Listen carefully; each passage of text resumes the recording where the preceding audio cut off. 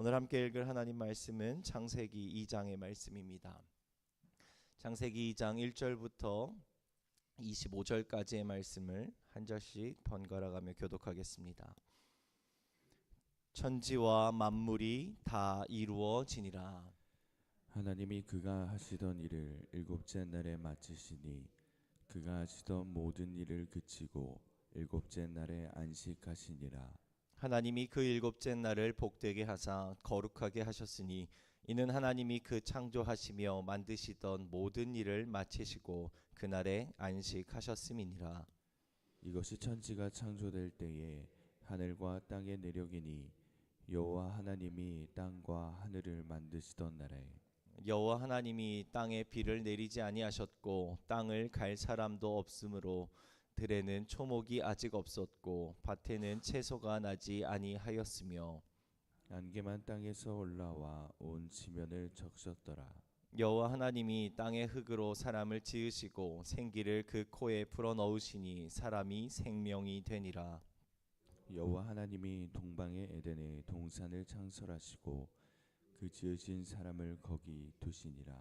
여호와 하나님이 그 땅에서 보기에 아름답고 먹기에 좋은 나무가 나게 하시니 동산 가운데에는 생명나무와 선악을 알게 하는 나무도 있더라.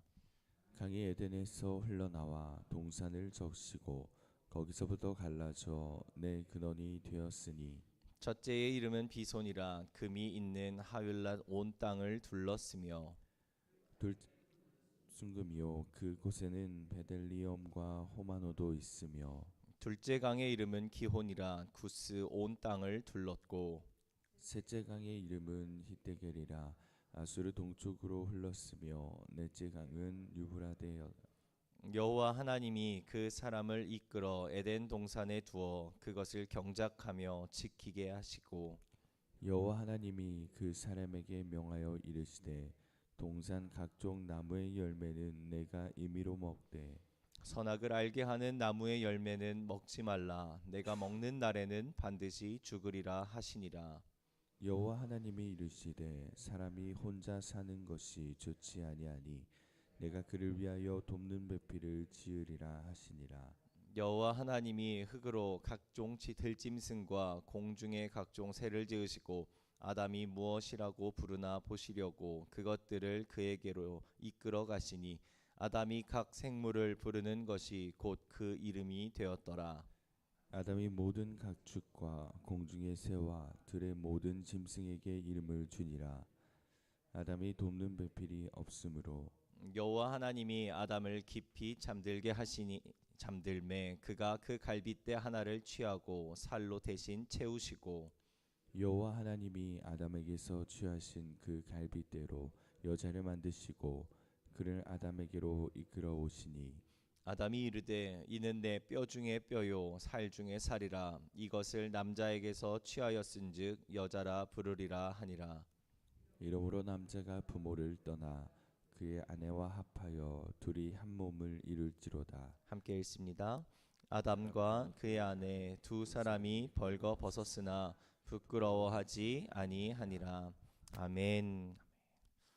오늘도 이 하루의 첫 시간을 주님 앞에 내어드리며 함께 예배하는 우리 사랑하는 성도님들 가운데에 하나님께서 허락하시는 크신 위로하심과 또 풍성한 은혜의 능력이 충만하게 임하게 되기를 주님의 이름으로 축원합니다.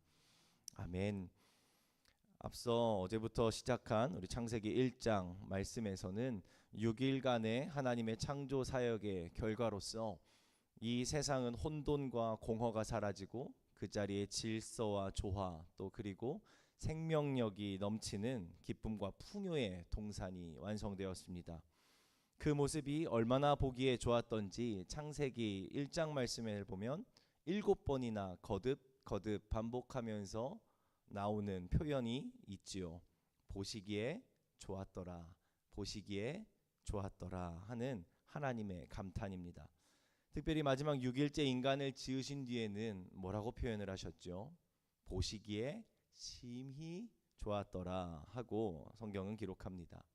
이처럼 좋았더라 라는 말이 6번 반복되어 나오다가 마지막에는 심히 좋았더라 하고 끝나는 것이 어제 우리가 살펴보았던 창세기 1장의 말씀입니다. 창조 세계를 바라보시는 하나님의 그 마음이 어떠했는지를 조금이나마 엿볼 수 있는 대목이었죠. 그리고 이어지는 오늘 본문 창세기 2장 말씀에서는 세상 수많은 피조물들 가운데 특별히 사람을 향한 하나님의 마음을 보다 자세히 들여다볼 수 있는 말씀이 기록되어 있습니다. 특별히 그 가운데 오늘 본문 창세기 2장 7절 말씀은 하나님께서 인간을 어떤 존재로 지으셨는지에 대해 이렇게 기록하고 있습니다. 여호와 하나님이 땅의 흙으로 사람을 지으시고 생기를 그 코에 불어넣으시니 사람이 생명이 되니라. 아멘. 우리가 늘 듣던 말씀이지만 이 구절에 담겨있는 히브리어 원어의 의미를 가만히 짚어보면 인간은 본래 땅에서 취한 흙, 정확하게 말하면 흙에서 취한 티끌과 같은 먼지와 같은 존재에 불과했습니다. 그렇게 인간은 결국 한 줌의 흙에서 와서 한 줌의 흙으로 돌아가는 존재라는 진실을 우리는 여기서부터 마주하게 되는 것이죠. 그리고 이러한 진리 앞에서 우리 인간이 가지고 있는 본질적인 연약함 또 유한성을 발견하게 되는 겁니다. 사람은 한 줌의 작디작은 티끌, 먼지부터 시작되어 그렇게 먼지로 다시금 돌아가게 되는 존재다라는 겁니다. 그러나 이어지는 본문 말씀은 계속해서 이러한 인간의 존재에 대해 소개하며 기록하기를 우리가 다른 피조물들과는 다르게 하나님의 손에 의해서 직접 빚어졌고 또 하나님의 생기를 받아 그렇게 생명이 되었음을 성경은 기록합니다. 다시 말해 인간의 근본은 지극히 하찮은 티끌에 불과했지만 그렇게 인간은 자기 스스로 살아가려 하기엔 허무감에 빠질 수밖에 없는 그런 존재였지만 그 코에 하나님이 생명의 숨을 불어넣음으로써 사람은 살아있는 영적인 존재, 즉 생령이 되었고 이 생기로 인해서 인간은 다른 피조물들과는 구별되어서 특별한 가치와 목적을 부여받은 존재로서 이 땅에서 유일하게 하나님과 교제할 수 있도록 만들어진 그런 존재가 되었다라는 것입니다. 사랑하는 성도 여러분, 이것이 바로 오늘을 살아가는 저와 여러분의 정체성이요 또 가치임을 꼭 기억하시기 바랍니다. 세상은 끝없는 경쟁 속에서 우리를 자꾸만 세상의 기준 안에 줄 세워놓고 우리의 가치를 평가합니다. 우리의 연봉, 학벌, 직급, 성과, 외모, 소유 등등 그러한 것들로 그러한 세상의 기준들로 자꾸만 우리를 재단하고 우리를 줄 세우며 그렇게 가치를 매기며 그 기준에서 조금이라도 뒤처지거나 벗어나기라도 하면 흙투성이 같은 우리의 존재를 향해 너는 몇 번이다 번호표를 붙이며 평가절하를 하더라라는 겁니다. 하지만 오늘 본문은 우리를 향해 분명하게 선언하며 말씀합니다. 우리의 본질은 비록 보잘것없는 흙일지라도 만물의 주인이신 여호와 하나님께서 친히 그 손으로 우리를 한 사람 한 사람 빚어주셨고 그분의 거룩한 생기를 우리 안에 꾹꾹 눌러 담아주셨기에 우리는 세상의 그 어떤 가치와도 바꿀 수 없는 존귀한 존재다라고 말이죠. 그렇게 우리는 각 사람 모두가 누구 하나 똑같은 그러한 공산품과 같이 똑같은 존재 하나 없이 하나하나가 귀하디 귀한 걸작품 중에 걸작품이 되었더라라는 겁니다. 바라기는 하나님께서 불어넣어 주시는 이러한 말씀의 생기를 날마다 공급받는 가운데 나 혼자 살아가며 그렇게 한 줌의 흙으로 살아가는 그런 티끌이 아니라 세상의 생명으로 살아가는 저와 여러분의 삶이 되기를 주님의 이름으로 축원합니다. 그렇게 하나님은 사람을 창조하시고 세상에 무엇 하나 부족함이 없는 환경적인 요소가 완벽하게 갖추어진 에덴 동산의 사람을 그 가운데 그 무대 위에 올리셨습니다. 그런데 놀랍게도 앞선 1장 말씀의 기록처럼 완벽하던 창조의 그 이야기 속에서 단 한 번도 등장하지 않았던 낯선 단어 하나가 오늘 본문 18절에 이르러 등장하기 시작합니다. 오늘 본문 18절 말씀입니다. 여호와 하나님이 이르시되 사람이 혼자 사는 것이 좋지 아니하니 내가 그를 위하여 돕는 배필을 지으리라 하시니라. 하나님은 사람을 창조하시고 그 환경적 요소가 모든 것이 너무나 완벽하게 갖추어진 그 에덴 동산 중앙에 사람을 두셨습니다. 그런데 그 가운데 하나님의 눈에 좋지 아니하니, 모든 것이 좋았더라 좋았더라 심히 좋았더라 말씀하셨던 1장과는 달리 2장에서 처음으로 하나님의 눈에 좋지 않은 것이 하나 들어왔습니다. 그것이 바로 무엇입니까? 그것은 바로 사람이 홀로 그 가운데 서 있는 모습이었습니다. 하나님은 단순히 인간을 지어놓고 그 가운데 알아서 살아가라 방치하는 그런 분이 아니라 그 존재의 상태와 마음의 결핍을 누구보다도 잘 알아보시는, 우리가 아는, 우리가 만나는, 우리가 기억하는 사랑의 하나님, 사랑의 아버지이셨기 때문에 진정한 만남 없이, 진정한 관계 없이 사람이 혼자서 그 에덴 동산 가운데 지내는 그 모습이 좋아 보이지 않았던 것이죠. 이에 하나님이 그 인간의 외로움과 결핍을 메워줄 거룩한 대안을, 이어 18절 말씀은 계속해서 이렇게 말합니다. 18절 말씀을 다시 한번 보시기 바랍니다. 여호와 하나님이 이르시되 사람이 혼자 사는 것이 좋지 아니하니 내가 그를 위하여 돕는 배필을 지으리라 하시니라. 아멘.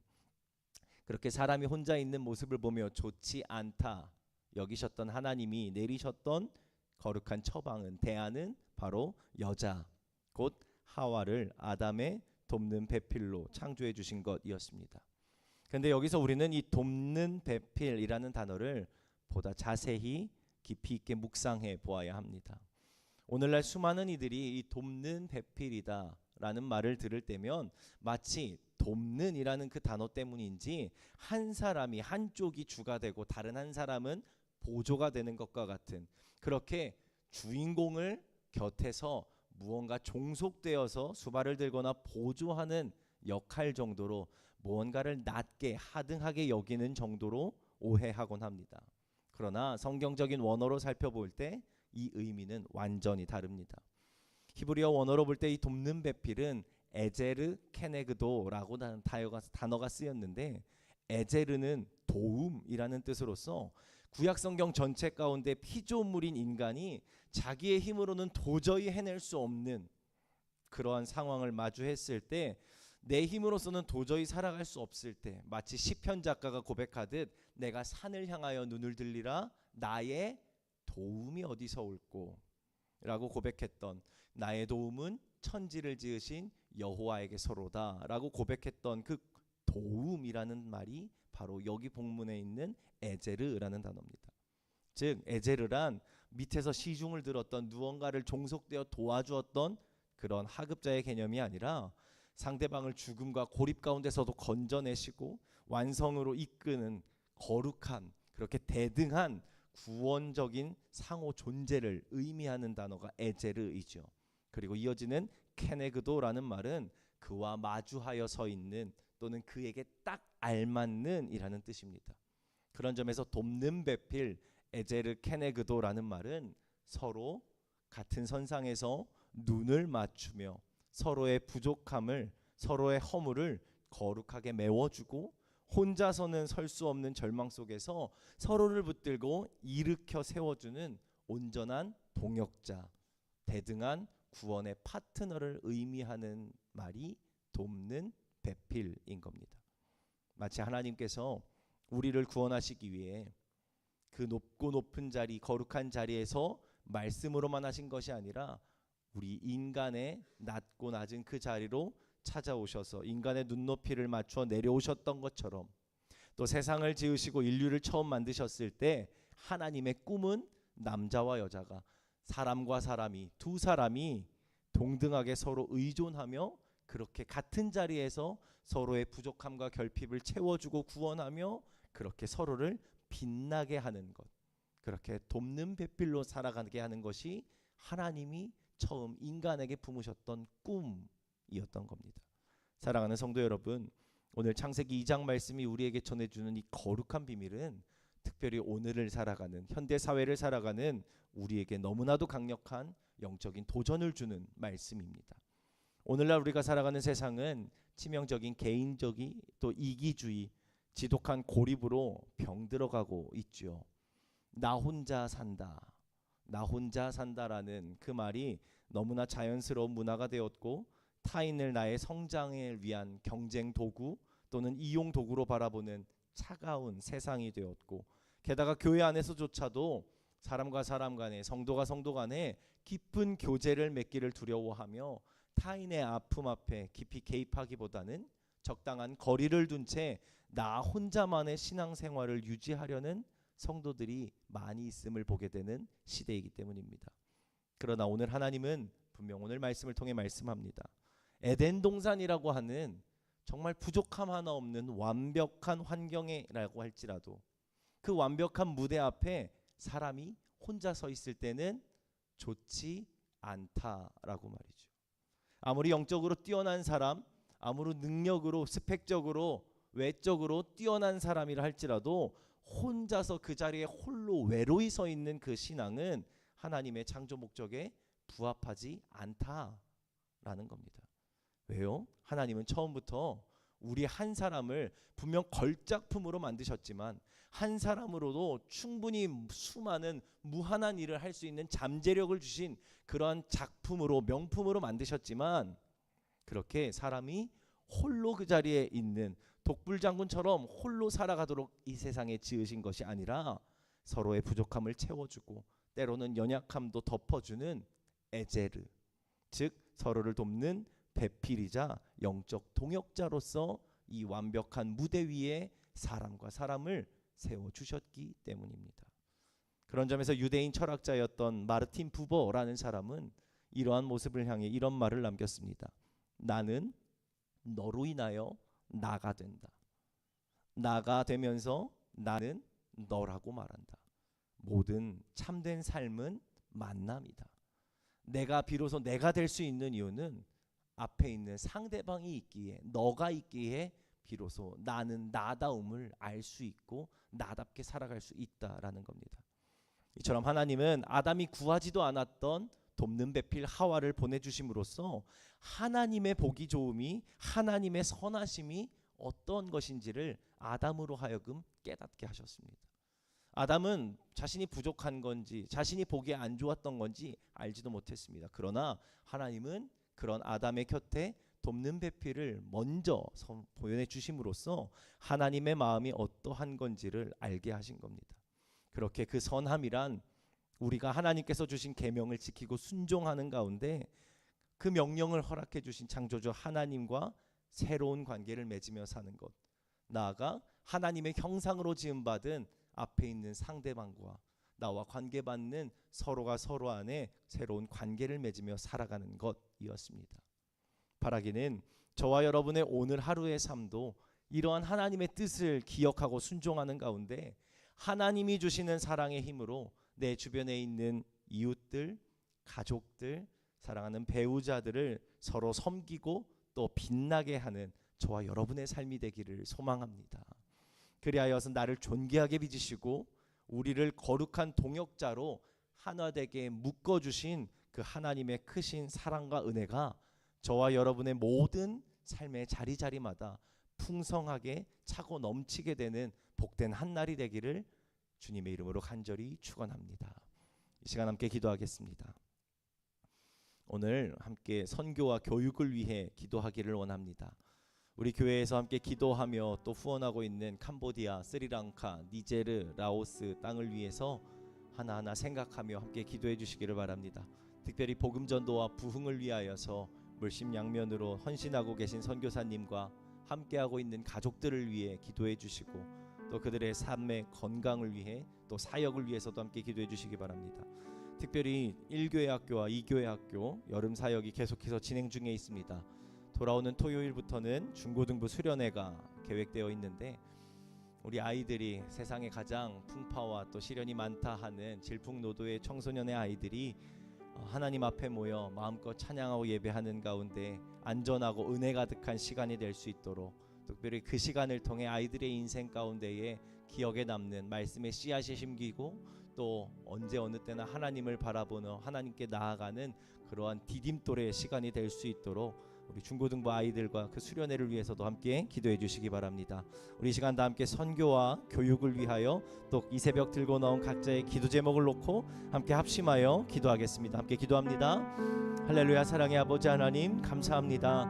하나님, 오늘도 우리의 삶 가운데에 새날을 허락하여 주시고 오늘도 이렇게 건강하게 생명과 호흡 다하여 하나님을 찬양하며 하나님을 예배하며 이 하루의 첫 시간을 주님 앞에 내어드리게 하신 그 은혜에 감사를 드립니다.